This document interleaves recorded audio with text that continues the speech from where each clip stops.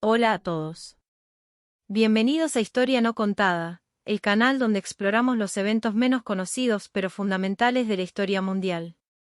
Hoy nos trasladamos al año 331 AC para analizar uno de los enfrentamientos más decisivos de la historia, la batalla de Gaugamela, donde el joven rey macedonio Alejandro Magno enfrentó al vasto imperio persa bajo el mando del rey Darío III. Esta batalla no solo consolidó el poder de Alejandro en el mundo antiguo, sino que también marcó el principio del fin del imperio persa y el nacimiento del imperio helenístico. La batalla de Gaugamela, también conocida como la batalla de Arbela, fue el enfrentamiento culminante entre los ejércitos de Alejandro Magno y Darío III en el contexto de la campaña de Alejandro para conquistar el imperio persa. La batalla tuvo lugar el 1 de octubre del 331 AC cerca de la aldea de Gaugamela, en lo que hoy es el norte de Irak. Fue la tercera y más decisiva de las grandes batallas entre los dos reyes, tras los enfrentamientos en el Gránico y Isos. Mientras que estas primeras victorias consolidaron la reputación de Alejandro como un estratega militar brillante, Gaugamela fue la batalla que selló su dominio sobre Persia y, en última instancia, le permitió expandir su imperio hasta la India. El ascenso de Alejandro Magno comenzó en 336 AC, cuando, tras el asesinato de su padre, Filipo II de Macedonia, Alejandro heredó el trono de un reino pequeño pero militarmente formidable. Filipo había transformado a Macedonia en una potencia militar gracias a sus reformas en la organización del ejército, en particular, la creación de la Falange Macedonia, una formación de infantería fuertemente armada y altamente disciplinada. Con esta fuerza, Filipo había unificado las ciudades-estado griegas bajo su dominio en la Liga de Corinto. Alejandro, a sus 20 años, tomó el mando de este formidable ejército y rápidamente demostró que no solo había heredado el trono, sino también las habilidades militares y políticas de su padre. El objetivo de Alejandro, sin embargo, iba más allá de la simple dominación sobre Grecia.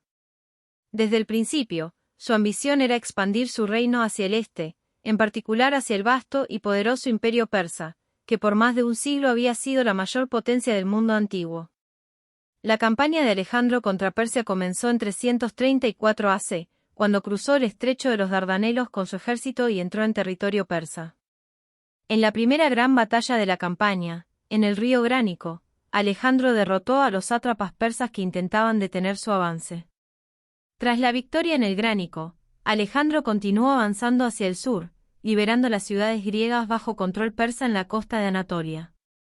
Su siguiente gran victoria ocurrió en 333 AC en la batalla de Isos, donde enfrentó por primera vez a Darío III en persona. A pesar de que el ejército persa superaba numéricamente a los macedonios, Alejandro logró una victoria decisiva en Isos, obligando a Darío a huir y dejando a los persas en desorganización. Después de la victoria en Isos, Alejandro se dirigió al Mediterráneo oriental, donde conquistó la ciudad de Tiro tras un largo asedio y luego entró triunfante en Egipto. Allí, fue recibido como un libertador y fue coronado faraón. En 332 AC, fundó la ciudad de Alejandría, que se convertiría en una de las ciudades más importantes del mundo antiguo. Tras consolidar su control en Egipto, Alejandro volvió a dirigir su atención hacia el corazón del imperio persa. El ejército persa, aunque había sido derrotado en Isos, seguía siendo una formidable fuerza militar, y Darío III todavía controlaba un vasto territorio. A medida que Alejandro avanzaba hacia el este, Darío intentaba reorganizar su ejército y reunir una fuerza lo suficientemente grande como para detener al macedonio. Darío decidió enfrentarse a Alejandro en las llanuras de Gaugamela, un terreno que ofrecía ventajas para su ejército, especialmente para su numerosa caballería y los famosos carros con guadañas, diseñados para romper las formaciones enemigas. Se dice que Darío reunió un ejército inmenso, compuesto por soldados de todas las regiones de su vasto imperio, incluidos medos, babilonios, partos, egipcios y muchas otras etnias. Aunque las cifras exactas son difíciles de determinar, las fuentes antiguas sugieren que el ejército persa podría haber contado con entre 200,000 y 300,000 soldados, superando ampliamente al ejército de Alejandro, que consistía en unos 50,000 soldados. La diferencia numérica, sin embargo, no desanimó a Alejandro. Sabía que su ejército, aunque más pequeño, estaba compuesto por soldados altamente entrenados y disciplinados, mientras que el ejército persa estaba formado por una amalgama de tropas con diversos niveles de experiencia y motivación. Además, Alejandro había demostrado ser un estratega militar brillante, capaz de aprovechar las debilidades del enemigo y maximizar las fortalezas de sus propias tropas. La batalla comenzó con una serie de maniobras tácticas por parte de Alejandro, quien intentó atraer a las fuerzas persas hacia un terreno más favorable para sus tropas. Darío, consciente de las habilidades de Alejandro, mantuvo a su ejército en formación, esperando el momento adecuado para lanzar un ataque decisivo con su caballería y carros de guerra. Alejandro, sin embargo, no perdió tiempo. Liderando personalmente a su caballería de compañeros en el flanco derecho, lanzó un ataque hacia el centro de la línea persa, donde Darío estaba situado. En medio del caos de la batalla, Alejandro vio una oportunidad para atacar directamente a Darío. Con su caballería avanzando rápidamente, Alejandro se dirigió hacia el carro de Darío, esperando que una victoria rápida sobre el rey persa desmoralizara a su ejército. Darío, al ver que Alejandro se acercaba, entró en pánico y decidió huir del campo de batalla, dejando a sus tropas en desorden.